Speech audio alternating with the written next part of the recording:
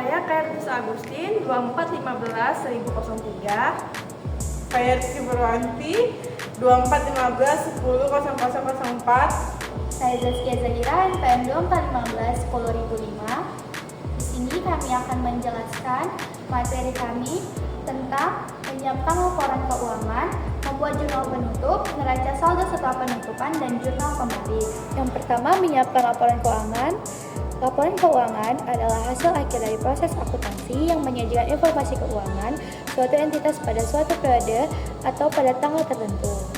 Laporan ini menjadi sumber utama informasi bagi investor, kreditor, manajemen, dan pihak-pihak lainnya untuk mengambil keputusan ekonomi. Kualitas laporan keuangan sangat bergantung pada ketelitian dan keakuratan proses akuntansi termasuk tahap penyiapan ini. Laporan keuangan terbagi menjadi 5. Yang pertama, laporan laba rugi atau income statement. Laporan ini menyajikan kinerja keuangan perusahaan selama periode waktu tertentu melalui ikhtisar pendapatan dan beban. Format laporan laba rugi dapat berupa single step atau semua pendapatan dikumpulkan dan semua beban dikurangkan, atau multi step yaitu memisahkan antara pendapatan dan beban operasional dan non-operasional serta menghitung laba kotor dan laba operasional. Analisis laporan laba rugi membantu dalam mengevaluasi profitabilitas dan efisiensi laporan perusahaan. Yang kedua, laporan perubahan modal atau Statement of Change in Equity. Laporan ini menjelaskan perubahan dalam modal pemilik untuk perusahaan perseorangan dan persekutuan atau ekuitas pemegang saham untuk perseroan terbatas selama suatu periode. Faktor-faktor yang mempengaruhi perubahan ini meliputi laba atau rugi bersih, setoran modal, penarikan modal atau dividen, dan transaksi ekuitas lainnya. Laporan ini menjembatani antara laporan laba rugi dan neraca. Laporan yang ketiga adalah laporan neraca atau balance sheet. Laporan ini menyajikan laporan posisi keuangan suatu entitas pada suatu titik waktu tertentu, menggambarkan aset atau sumber daya yang dikuasai perusahaan, liabilitas atau kewajiban perusahaan pada pihak lain, dan ekuitas atau hak pemilik atas aset perusahaan. Persamaan dasar akuntansi menjadi landasan penyusunan neraca. Neraca memberikan gambaran mengenai likuiditas, solvabilitas, dan struktur modal perusahaan. Laporan keempat yaitu laporan arus kas atau Statement of Cash Flow. Laporan ini memberikan informasi mengenai aliran kas masuk dan kas keluar perusahaan selama suatu periode. Diklasifikasikan ke dalam aktivitas operasional atau arus kas dari kegiatan utama perusahaan, investasi atau arus kas dari pembelian dan penjualan aset jangka panjang, dan pendanaan atau arus kas dari transaksi utang dan ekuitas. Laporan ini penting untuk menilai kemampuan perusahaan dalam menghasilkan kas dan memenuhi kewajiban jangka pendek dan jangka panjangnya. Dan yang terakhir yaitu catatan atas laporan keuangan atau Notes to Financial Statement. Merupakan bagian integral dari laporan keuangan yang menyediakan informasi tambahan dan penjelasan yang tidak terdapat dalam laporan utama. Catatan ini mencakup kebijakan akuntansi yang signifikan, rincian pos-pos laporan keuangan, informasi kontingensi, dan pengungkapan lain yang relevan untuk pemahaman yang lebih baik atas laporan keuangan. Dalam proses penyusunan laporan keuangan memerlukan pemahaman yang mendalam mengenai standar akuntansi yang berlaku seperti SAK di Indonesia dan IFRS di internasional. Data yang digunakan berasal dari neraca lajur yang telah disesuaikan, memastikan bahwa seluruh pendapatan dan beban telah diakui pada periode yang tepat atau basis akrual, dan seluruh aset dan liabilitas telah dinilai dengan benar. Selanjutnya yang kedua itu adalah membuat jurnal penutup atau closing entries mengakhiri akun sementara. Jurnal penutup adalah langkah penting dalam siklus akuntansi akhir periode yang bertujuan untuk mentransfer saldo akun-akun nominal seperti pendapatan, beban, dan ikhtisar laba rugi ke akun permanen seperti laba ditahan dan modal pemilik, dan menjadikan saldo akun-akun nominal menjadi 0 untuk memulai periode akuntansi berikutnya. Proses ini memastikan bahwa laporan laba rugi hanya mencerminkan kinerja keuangan untuk periode yang bersangkutan. Langkah-langkah pembuatan jurnal penutup melibatkan penutupan setiap jenis akun nominal. Langkah pertama itu adalah menutup akun pendapatan. Akun pendapatan yang memiliki saldo kredit dipindahkan ke akun ikhtisar laba rugi dengan mendebit akun pendapatan dan mengkredit akun ikhtisar laba rugi. Ini akan menghasilkan saldo nol pada akun pendapatan di debit, ikhtisar laba rugi di kredit. Yang kedua itu adalah menutup akun beban. Akun beban yang memiliki saldo debit dipindahkan ke akun ikhtisar laba rugi. Dengan mengkredit akun beban dan mendebit akun ikhtisar laba rugi, ini akan menghasilkan saldo nol pada akun beban, ikhtisar laba rugi di debit, dan beban di kredit. Selanjutnya itu adalah menutup akun ikhtisar laba rugi. Saldo ikhtisar laba rugi mencerminkan laba atau rugi bersih perusahaan untuk periode tersebut. Jika saldo ikhtisar laba rugi adalah kredit, maka akun ini didebit dan akun laba ditahan atau modal pemilik di kredit. Jika saldo ikhtisar laba rugi adalah debit atau rugi, maka akun laba ditahan atau modal pemilik di debit dan akun ikhtisar laba rugi di kredit. Jika laba, ikhtisar laba rugi di debit, laba ditahan atau modal pemilik di kredit. Dan jika rugi, laba ditahan atau modal pemilik di debit dan ikhtisar laba rugi itu adalah di kredit. Selanjutnya menutup akun prive.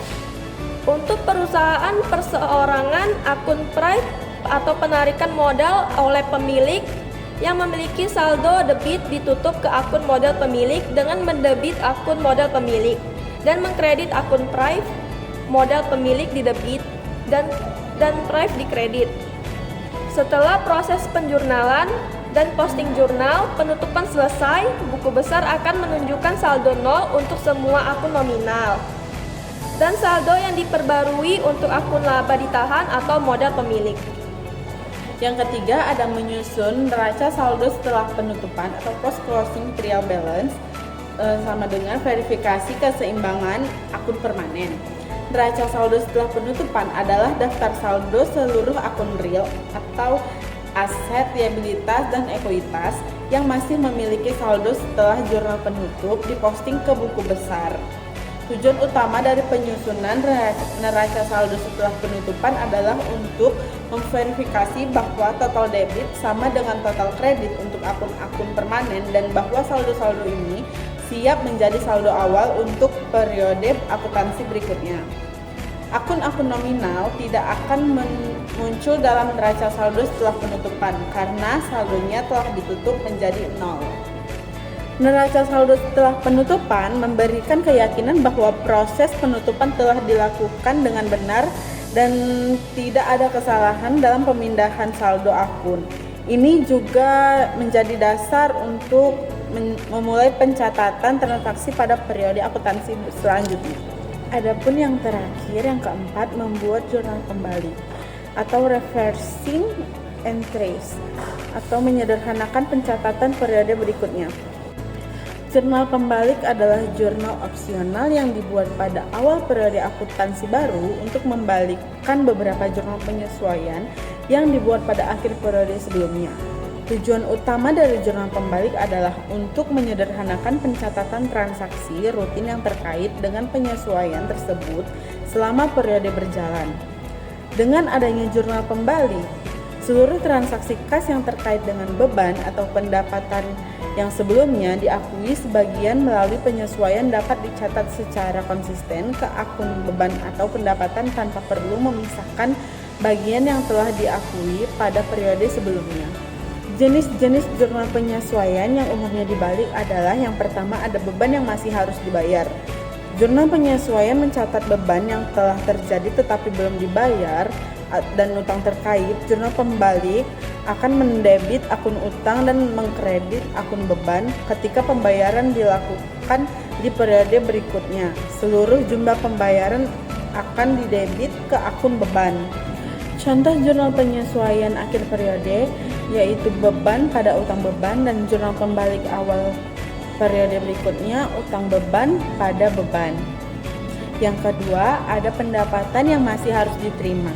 Jurnal penyesuaian mencatat pendapatan yang telah dihasilkan tetapi belum diterima kasnya dan piutang terkait. Jurnal pembalik akan mendebit akun pendapatan dan mengkredit akun piutang. Ketika kas diterima di periode berikutnya, seluruh jumlah penerimaan akan dikredit ke akun pendapatan.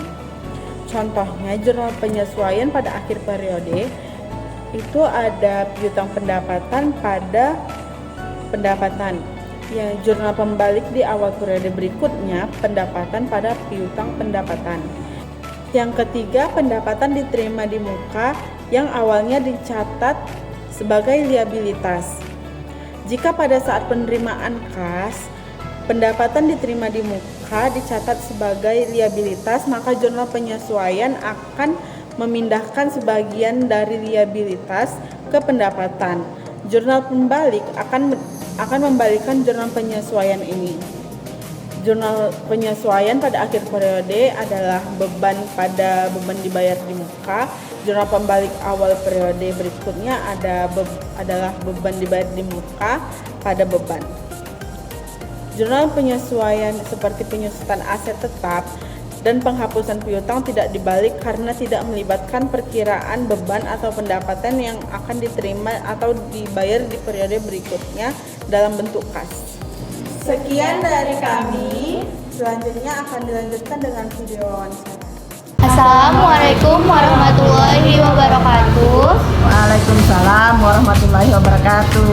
Kami dari mahasiswa Universitas Pancabudi Prodi Akuntansi. Di sini kami akan melakukan wawancara mengenai mata kuliah pengantar akuntansi niaga dan manufaktur yang bertemakan menyiapkan laporan keuangan, pembuatan jurnal penutup, neraca saldo penutupan, dan jurnal pembalik.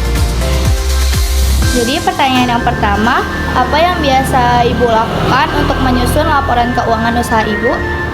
Yang pertama, saya menyiapkan modal saya, dan di situ saya menafsirkan harga jualnya, dan disitulah kita tahu keuntungannya dari penjualan kita itu tadi. Pertanyaan selanjutnya itu, seberapa penting laporan keuangan untuk kelangsungan usaha Ibu? Dari situ sangat penting karena disitulah kita mengetahui keuntungan saya bila mana saya berusaha. Dan yang ketiga, apa saja kesulitan yang Ibu hadapi saat membuat laporan keuangan?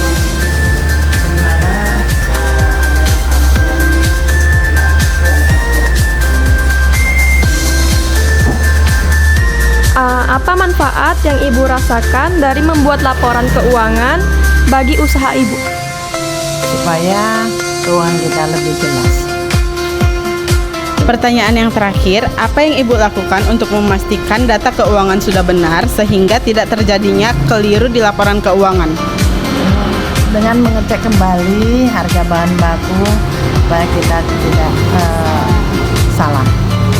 Sekian dari wawancara kami. Terima kasih kepada Ibu yang sudah meluangkan waktu. Maaf apabila ada kesalahan kata. Sekian dari kami. Assalamualaikum warahmatullahi wabarakatuh.